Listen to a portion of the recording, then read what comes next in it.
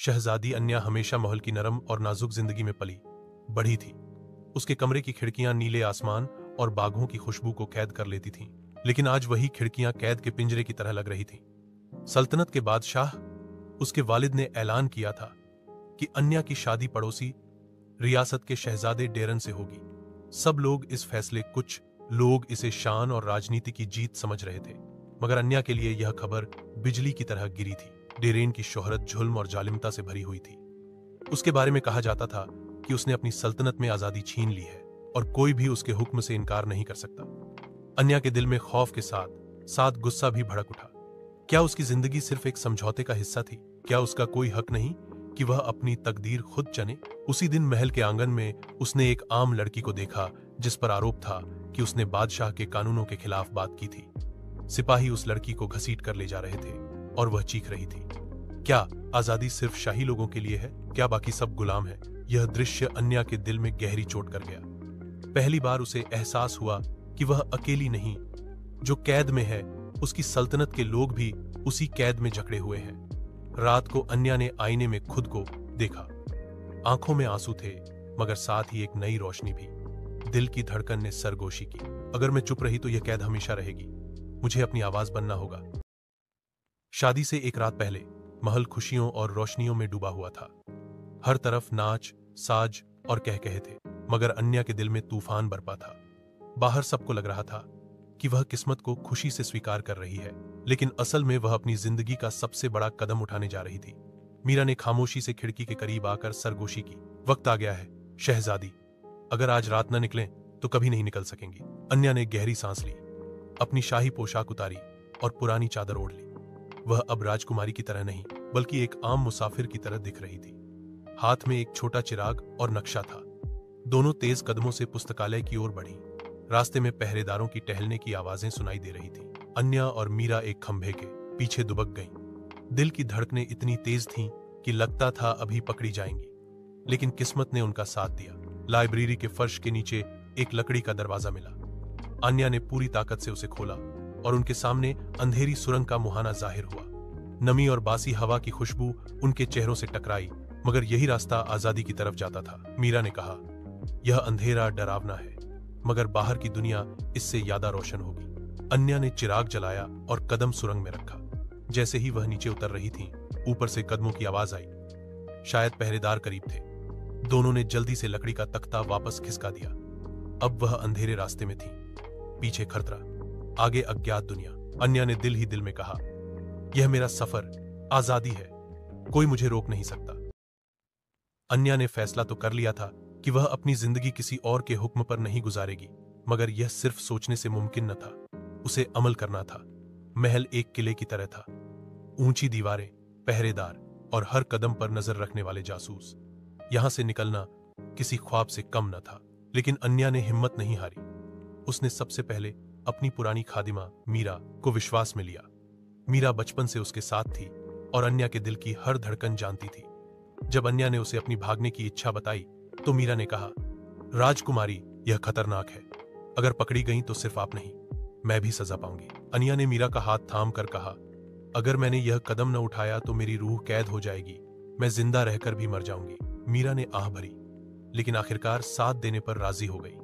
दोनों ने दिन के समय आम बातों के पर्दे में छोटी छोटी चीजें इकट्ठी करनी शुरू की। सूखा हुआ खाना, पानी की मशकीज़ा, एक पुरानी चादर और महल के पुराने पुस्तकालय से गुप्त रास्तों के नक्शे। अन्या ने पुस्तकालय में एक किताब देखी जिसमें महल के नीचे बनी हुई मीन के नीचे सुरंगों का जिक्र था। ये सुरंगें पुराने माने में बादशाह जंग के दौरान गरार के लिए बनवाते थे। अगर वो इनमें से एक तलाश कर ले तो शायद आजादी का रास्ता मिल जाए। रात के अंधेरे में जब सब सो जाते, अन्या और मेरा फुसफुसाहटों में योजना बनाते। अन्या जानती थी कि समय कम है, शादी के दिन का सूरज करीब था। इससे पहले कि कैद का दरवाजा हमेशा के लिए बंद हो जाए, उसे अपनी आजादी का रास्ता खोलना था। अन्या और मेरा जब सुरंग से बाहर निकले तो रात गहरी हो चुकी थी। खुली हवा अन्या के चेहरे से टकराई तो उसने पहली बार आजादी की खुशबू महसूस की। मगर यह आजादी आसान न थी। महल की ऊंची दीवारें अब पीछे रह गई थीं, लेकिन आगे अजनबी दुनिया फैली हुई थी, जहां हर मोड़ पर खतरा था। उन्होंने सैनिकों की आंखों से बचने के लिए जंगल का रुख किया। पेड़ों की छाया भयानक लग रही थी और दूर कहीं भेड़ियों की हवास खराश आवाजें गूंज रही थीं। अनिया के नरम कदमों ने कभी कच्चे रास्ते नहीं छुए थे। जमीन की कठोरता और पत्थरों की चुभन उसके लिए नई थी। मीरा ने उसके हौसले को सहारा दिया। राजकुमारी, हिम्मत मत हारो, ये सब मुश्किलें तो बस शुरुआत हैं।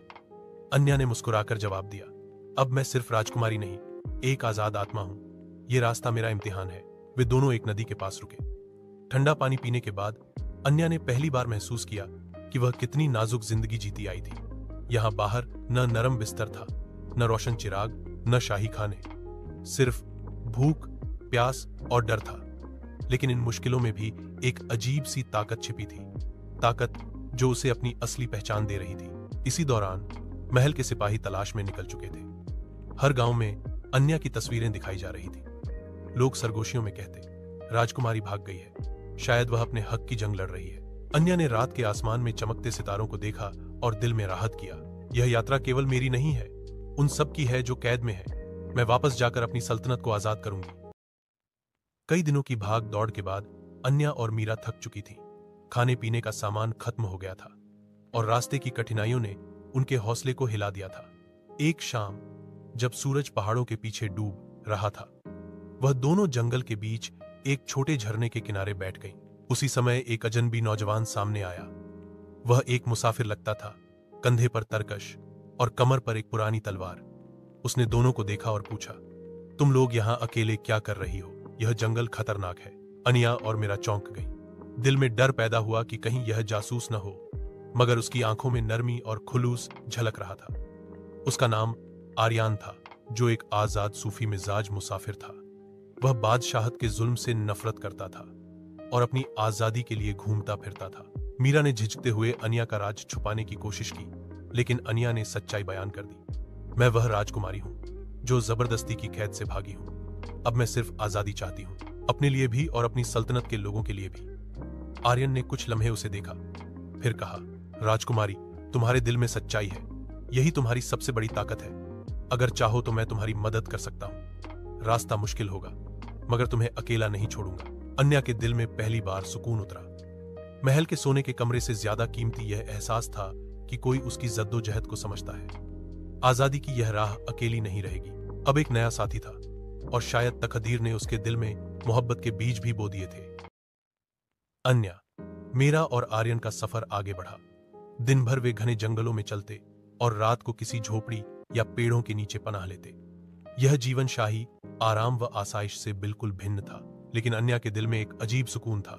अब वह कैद नहीं थी, अब वह अपनी मर्जी के रास्ते पर चल रही थी। एक रात जब सब आग के इर्द गिर्द बैठे थे, आर्यन ने कहा, मैंने अपनी जिंदगी आजाद रहने में गुजारी है, मगर हमेशा सोचा है कि अगर कभी किसी को अपनी जंग में सहारा दूं तो वह जंग इंसाफ के लिए हो। शहजादी, तुम्हारी जद्दोजहद ऐसी ही है।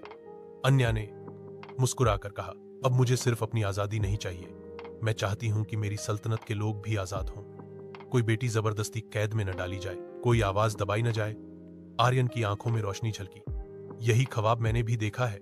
अगर हम साथ रहें तो यह ख्वाब हकीकत बन सकता है। मीरा ने दोनों को देखा और मुस्कुराकर कहा, तुम दोनों का सपना एक ही है, यही एकता तुम्हें आगे ले जाएगी। इस लम्हे में अन्या को महसूस हुआ कि आर्यन सिर्फ एक साथी नहीं, बल्कि उम्मीद का प्रतीक है।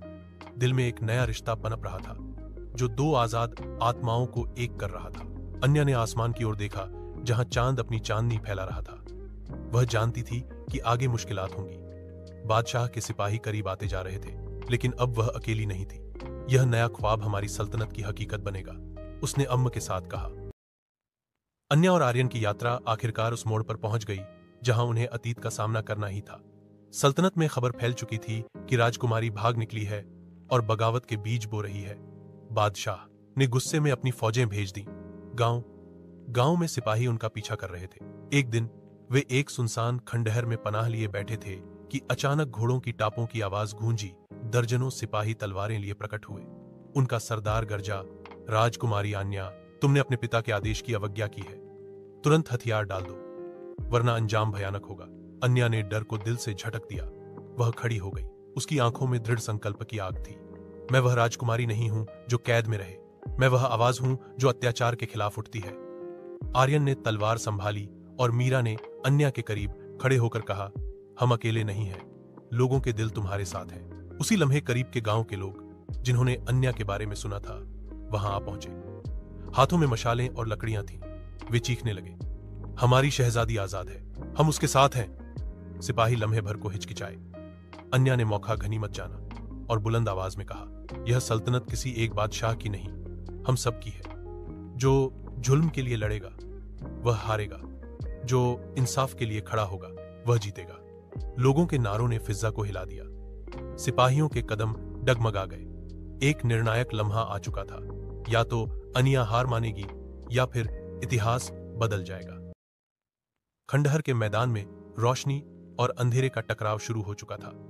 एक तरफ बादशाह के सिपाही थे, दूसरी तरफ आम लोग जो अपनी शहजादी के साथ खड़े हो गए थे।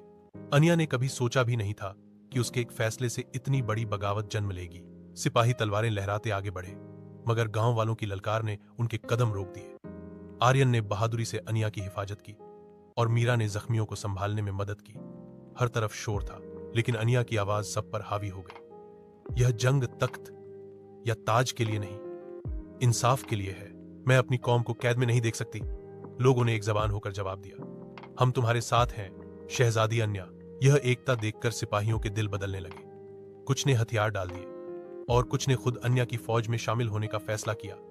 जुल्म की बुनियाद हिलने लगी। इस खबर ने महल तक पहुंचकर बादशाह को हिला दिया।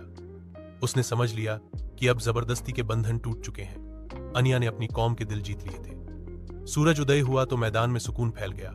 अन्या ताज पहने खड़ी थी, लेकिन यह ताज अब जबरदस्ती की अलामत नहीं रहा था। यह अवाम की मोहब्बत और आजादी की निशानी थी।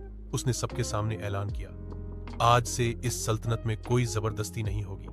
हर इंसान आजाद है, अपनी जिंदगी अपनी मर्जी से जीने का हक रखता है।